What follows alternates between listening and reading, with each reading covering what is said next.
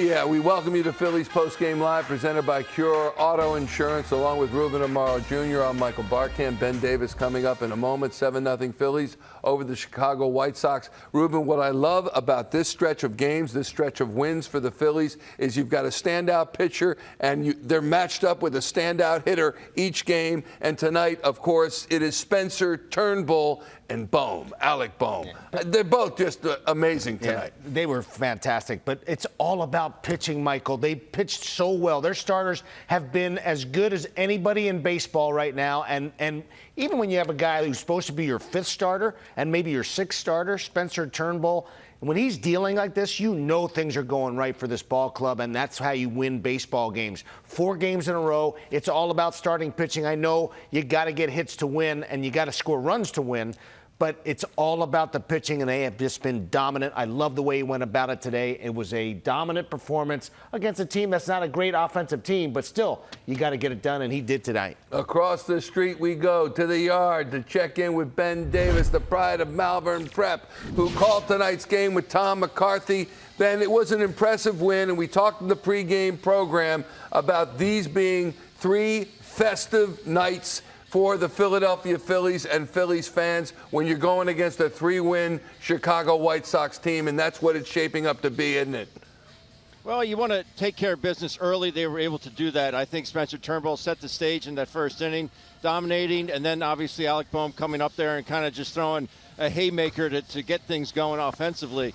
It was a great team performance. A lot of different guys are starting to do a lot of really good things right now. It looks like they're trying to kind of exhaled and just letting the game come to them. But Turnbull was phenomenal tonight. I love what he did, mix and matching.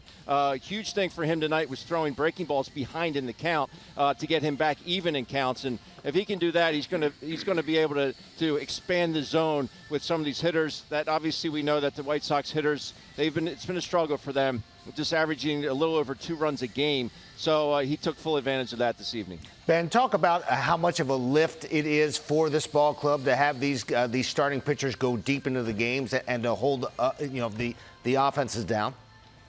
Well, it means everything. You know that pitching and defense wins championships, and they're off to such a phenomenal start from a pitching standpoint. And it's not just Zach Wheeler. It's not just Aaron Nola. They're getting contributions from everybody in this rotation, obviously getting Taiwan Walker back. But I think having someone like Spencer Turnbull, it makes their decision-making that much easier, knowing that you have a guy, if one of those other guys does falter, that they have Spencer Turnbull to turn back to.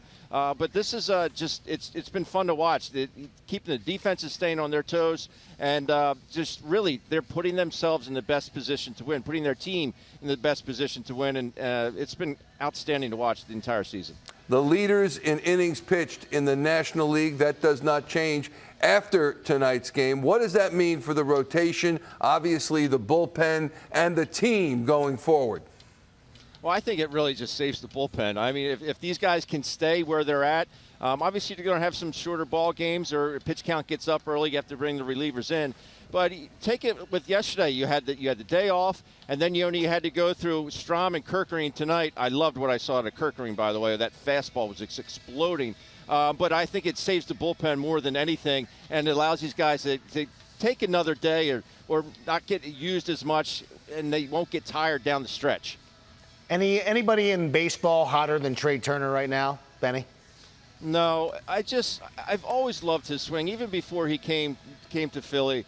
It's just you don't see a bat that flat through the zone. That's why he's able to hit the way he does and hit for average and hit for power. And you look at him, you stand next to him, you're like, how's this guy hit 29 home runs last year? And it's just timing. But he's got such a flat bat to the ball. He gets to it, and then he gets that good high finish, which creates that good backspin. And Trey Turner can play on my team any day of the week and twice on Sunday. Guess what? He can play on my team too, Ben, and so can you, and so can Ruben. So there. Oh, but Michael David, stop it. Mark Christopher, you. But here's the question about Trey Turner. He had a 266 batting average last season. He's got a 297 career average. He's batting .350. What portion of this do you think he can continue the rest of the way? Well, I think obviously a lot has to do with who's hitting behind him, and which is going to be Bryce, and how hot he stays or doesn't stay. But we all expect Bryce to be hot throughout the course of the season and provide that balance in the lineup. But listen, with his quick hands and with his speed, we saw that first hit he had tonight, or the ground ball, the infield hit. He's able to get those. That's why speed really doesn't go in a whole lot of slumps. Can he sustain 350? Probably not. But can he be in the 320 to 330 range? I don't see any reason why he can't, because he is that talented, and I just love his swing. Finally, how did the second base umpire do tonight?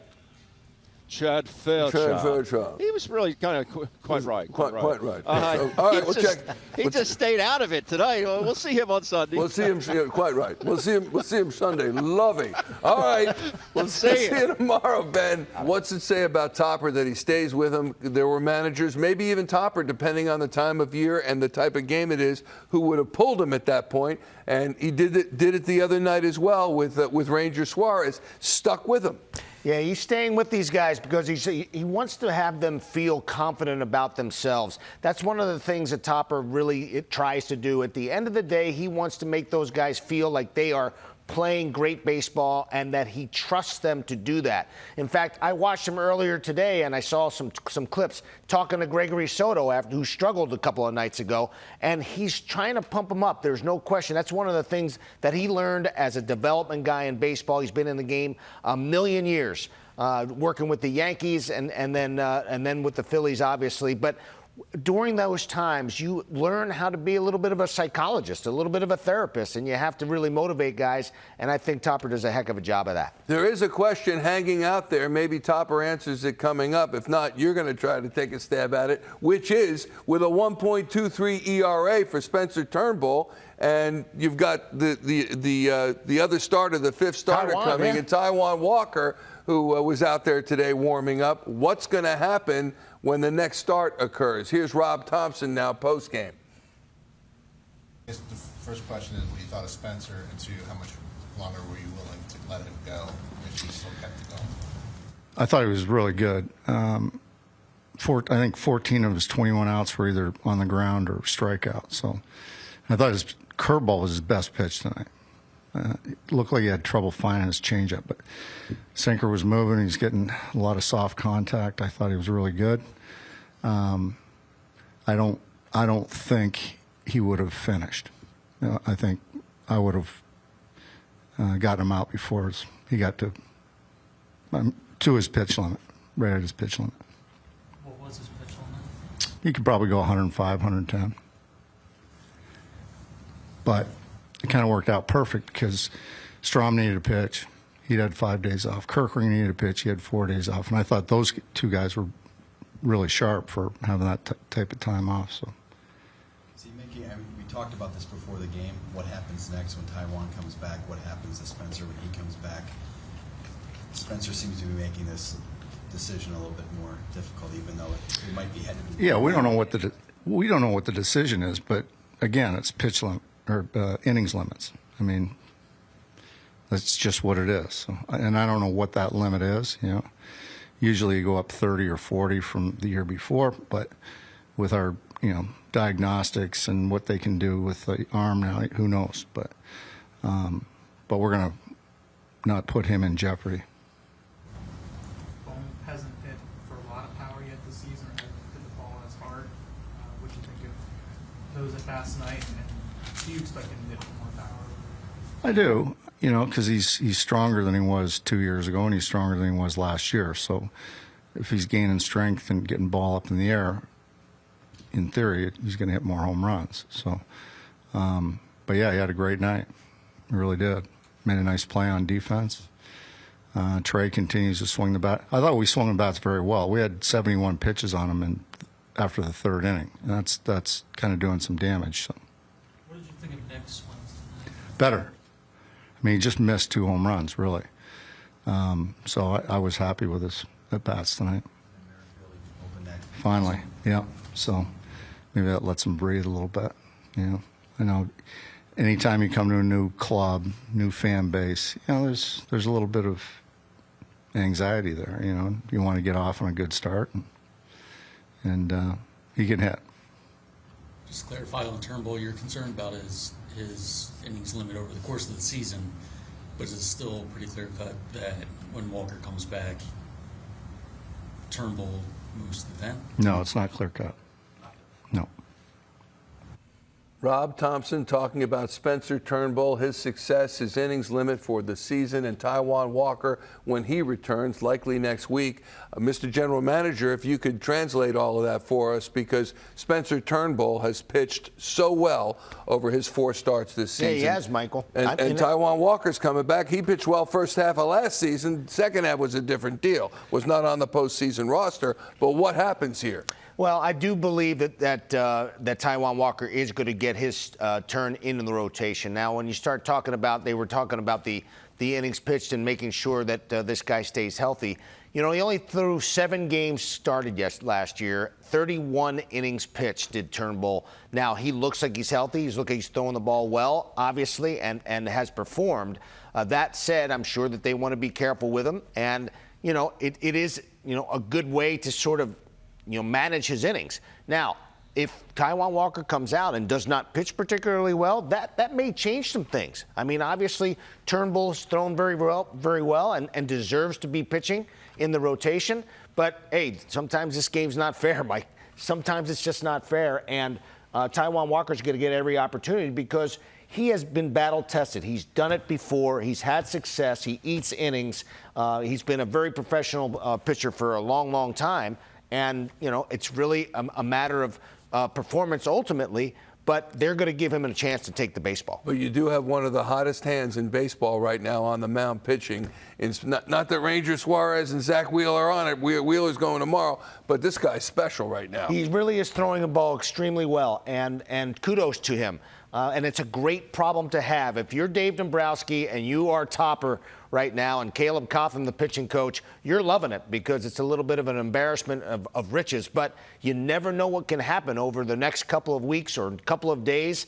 God forbid something would happen. At least they know that they have somebody there, at least in the 5th or 6th spot in the rotation that can do the job. Embarrassment of riches indeed. And you think about this rotation, Zach Wheeler, Aaron Nola, Ranger Suarez, Christopher Sanchez, Spencer Turnbull, and they're all firing on all cylinders. It's a devastating rotation right now. They're proving to be the best in baseball right now, and that's how you win baseball games. That's how you win championships, Michael, and hopefully they can continue to do that because that is just really uplifting for the offense, and that offense starting to heat up. It could get scary for the Phillies. Phillies starting rotation leads baseball.